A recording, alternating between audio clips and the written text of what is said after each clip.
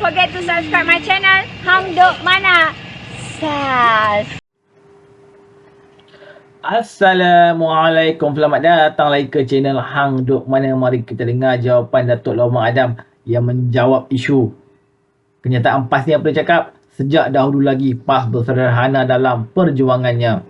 Jika tidak, PAS tidak akan menghulurkan tangan untuk menyelamatkan Bahtera UMNO yang nyawa-nyawa ikan pasca PRU 14. Okey tuan, mari kita dengar jawapan Datuk Lawang Adam. Di akhir nanti kita komen macam biasa. Soalan terakhir tu Ha. Okay, saya ada terbaca di laman sesawang di social media PAS Pusat. Mereka mendakwa mereka bersederhana dalam perjuangan sejak dahulu. Jika tidak, PAS tidak akan menghulurkan tangan untuk menyelamatkan UMNO yang nyawa-nyawa ikan selepas PRU 14. Ada komen sikit tu. Mereka ni balik-balik duk kata mereka lah yang menghulurkan tangan. Apa bukti mereka yang menghulurkan tangan, bukan kita yang menghulurkan tangan? Saya masih ingat lagi, saya bekerja dengan Datuk Seri Najib sebagai pengarah komunikasi Kementerian Kewangan. Kita dah hulurkan tangan dengan PAS ni daripada program penyatuan ummah. Apa dipanggil tu? Kita pernah buat, Datuk Najib dengan Tan Sri siapa nama ni? Yahdi, Yahdi. Haji Hadi. Pakai baju kalau tak silap saya warna pink sikit. Sama-sama buat program. Muafakat ummah ke macam tu lah lebih kurang. Kemudian kita buat satu program bersama dengan PAS untuk umat Islam di Rohingya yang ketika itu dibunuh oleh junta tentera Myanmar. Kita buat program bersama. UMNO yang apa ni yang menghulurkan tangan dulu. Kemudian kita buat program membantah Baitul Muqaddis diisytiharkan sebagai ibu negara Israel. Kita buat di Masjid Putrajaya. UMNO yang buat. Haji Hadi tak datang pun. Dia hantar menantu dia, Khalil, kata silap saya. Jadi dia tak payah claim lah, semuanya dia yang ni. Kalaupun dia menghulurkan tangan bantu tu, sebenarnya dia lah yang nak mengharapkan bantuan kita. Cuma ialah lepas kalah pilihan raya tu, duit kita kena beku, kita nak bantu dia macam mana? Dia mengharapkan bantuan kewangan kita je. Sebab dulu memanglah dia lepas dia bercerai dengan DAP, dia tak ada duit. Datuk Najib lah yang membantu dari segi kewangan, nak buat muktamar PAS dan sebagainya. Ini dia lupa. Tapi cubalah tanya dengan pemimpin-pemimpin PAS yang masih mempunyai otak yang waras. Tanya dengan Atakiri mungkin dah sebelah UMNO sekarang ni. Tanya dengan anak Tuan Guru Nik Aziz. Tanya dengan apa ni, Nik Abdul. Ni orang-orang yang masih waras dalam PAS. Mereka, saya tak fikir mereka akan berbohong. Mereka tahu bahawa UMNO dah berhulurkan tangan pada PAS ni lama dah. Tapi malangnya kita dikhianati. Dan nikah dengan kita dalam menandatangani piagam Muafakat Nasional. Tiba-tiba dia bertahun, dia tubuh parti politik, dia buat kerjasama parti politik dengan bersatu pula. Wujud Perikatan Nasional. Senyap-senyap. Tuan Ibrahim Tuan Man duk kata tak ada, tak betul, tak ada, tak. Dah tubuh. Bukan salah kita. Saya nak beritahu, kalau Syam Jalil ni pakai otak sikit, kalau betul lah dia nak fikir tentang penyatuan Melayu, dia patut tanya dengan Haji Hadi, dia patut tanya dengan siapa nama ni, Muhyiddin Yassin. Kenapa bila tuanku titahkan supaya muafakat ni, supaya Perikatan Nasional kerjasama dengan Perikatan Nasional, mereka tolak mentah-mentah. Kalau mereka tak tolak pada ketika itu, ahli parlimen kita ada 156 orang, 103 Melayu. 103 Melayu. Bukan Melayu ada 53. Kalau mereka pada ketika tu menerimanya. Kalau UMNO join sama, lagilah banyak. Lagilah banyak. Tambah lagi 26 orang ahli parlimen Melayu. 103 daripada 156 orang tu pun dah 2/3. Tak kuat ke orang Melayu dengan Islam? Tapi mereka tak fikir tentang Melayu dengan Islam. Mereka fikir tentang macam mana nak dapat kuasa menjadi Perdana Menteri. Itu saja, full stop. Muhyiddin baik, Haji Adi baik, they never think about Islam first, they never think about Malay first. They think about how they can come back as the Prime Minister supaya dia boleh buat negara ni sesuka hati mak bapak dia. Dia boleh daruratkan negara sesuka hati dia, dia boleh belanjakan duit negara tanpa perlu dibawa ke parlimen untuk diluluskan. Itu je. Okey. Itu saja tu untuk malam ni. Itu je Tadi ada orang masuk 2 orang. Ada lagi ke?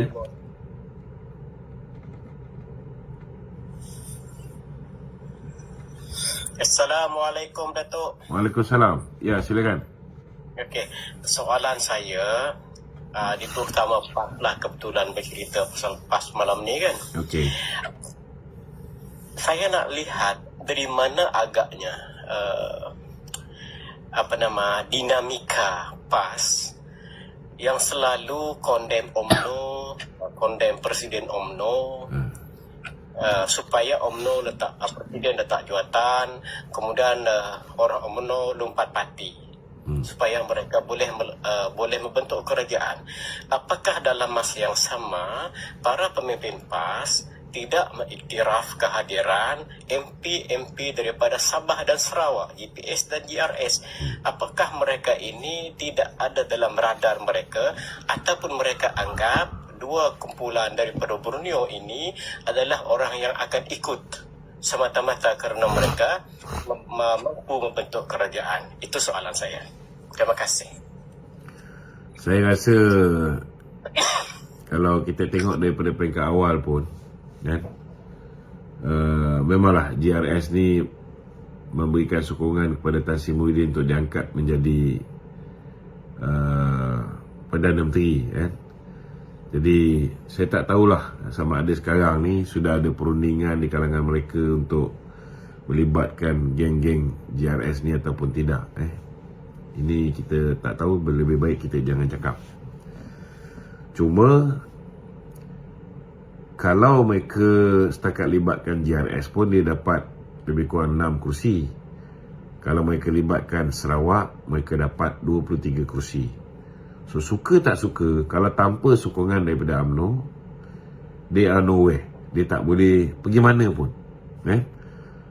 Usaha untuk tukar kerajaan tu tidak mungkin boleh berlaku kalau tanpa sokongan daripada UMNO. Itu yang dia beria sangat.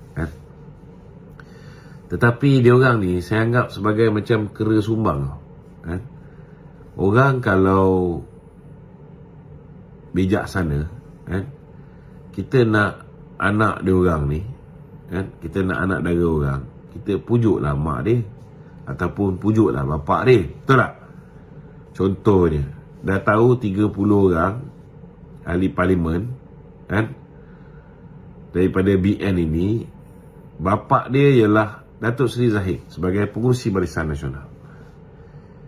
Janganlah pergi gunakan Isyamuddin, lepas tu pergi mencuri ahli parlimen kita yang 10 orang tu secara senyap-senyap. Padahal BN bukan setakat berbincang dengan Pakatan Harapan. BN juga menghantar wakil ketika tu Timbalan Presiden UMNO untuk berbincang juga di sebelah pihak Perikatan Nasional.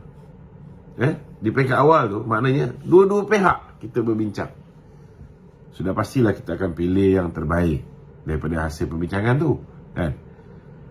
Cuma ialah disebabkan tidak bijaksana, perbuatan mereka mencuri senyap-senyap 10 SD daripada orang kita. Itu antara benda yang menyebabkan gagalnya kerjasama semula dengan Perikatan Nasional. Jadi bagi saya tak terkejut lah kalau mereka ni asyik duk fokus UMNO. Silap-silap GRS pun takkan bersama dengan mereka, kalaupun UMNO bersama dengan PAS dan juga Bersatu. Ini tak mustahil, kan? Apatah lagi YB Armizan sudah pun menyatakan sokongan padu GRS kepada Yang Amat Berhormat Perdana Menteri. Saya pernah keluarkan kenyataan YB Armizan yang mewakili Datuk Seri Haji Ji ketika itu. Okey? Ada lagi? Mawi? Okey, soalan yang kedua lah ya, malam. Dalam perspektif politik sekarang ini, apakah matlamat yang dilihat begitu penting kepada PAS sehingga mereka ini mengenempikan prinsip demokrasi dan prinsip berperlembagaan, kerana mereka mempunyai inisiatif yang tidak baik, iaitu berusaha sedaya upaya daripada pintu belakang. Itu saja soalan saya. Macam mana tadi? Saya ulang. Soalan saya macam ni. Ringkaskan boleh? Okey. Dengan bahasa rakyat. Apa dia? Ringkaskan dengan bahasa rakyat. Macam academician awak cakap. Okey. Apa agaknya matlamat utama PAS mahu membentuk kerajaan dengan menggunakan faktor UMNO. Dalam masa yang sama, mereka mahu merampas ahli-ahli daripada UMNO, yang dengan itu adalah cara yang tidak berperlembagaan dan juga tidak demokratik. Mereka nak melalui pintu belakang dengan alasan bahawa mereka mempunyai jumlah MP yang ramai, padahal dalam bahasa mudahnya, kenapa mereka ni beria-ria nak bentuk kerajaan pintu belakang lah. Betul? Begitulah. Itu soalan dia. Soalan dia senang, jawapan dia senang saja. Pertama sekali, mereka dah merasa nikmat bila berada dalam kerajaan. Okey?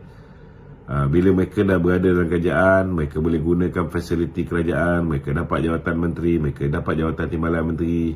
Masing-masing dah merasa nikmat, menikmati peruntukan, menikmati kemudahan-kemudahan kementerian dan sebagainya, menikmati dapat gaji buta sebagai Duta Besar Timur Tengah. Sudah pasti benda tu adalah daya tarakan nombor satu. Okey. Kedua, mereka tahu bahawa mereka tak bersih. Kan? Mereka tak bersih, maknanya kalau misalnya mereka terus menjadi pembangkang kes-kes ni, skandal-skandal jana wibawa, skandal tentang tambatan banjir dan sebagainya, lambat laun satu persatu akan dibuka. Bila satu persatu akan dibuka, mereka ada kemungkinan daripada jadi menteri, jadi timbalan, kan, boleh berubah menjadi kluster mahkamah. Ini yang paling mereka takut, kan? Kerana bila mereka dah jadi kluster mahkamah, cerita tentang penyelewengan skandal mereka dibicarakan di mahkamah, daripada orang tak tahu mereka ni memang kuat makan rasuah, kuat salah guna kuasa, orang akan tahu. Yang ini akan meruntuhkan kepercayaan rakyat terhadap mereka. Ini yang mereka paling takut sekali sebenarnya. Okey? Okey tuan-tuan, komen saya satu je lah. Kita tahulah PAS kata dia yang banyak bantu UMNO, tapi yang kita tahu masa dulu tu, dia orang nak muafakat nasional tu, PAS berkawan lah sekejap dengan UMNO, lepas tu dia orang pergi geng dengan PN lah, buat Perikatan Nasional. Tak tahulah apa yang PAS tolong UMNO ni. Okey tuan-tuan, mari terus menyokong kerajaan Perpaduan Rakyat Ibrahim. Assalamualaikum.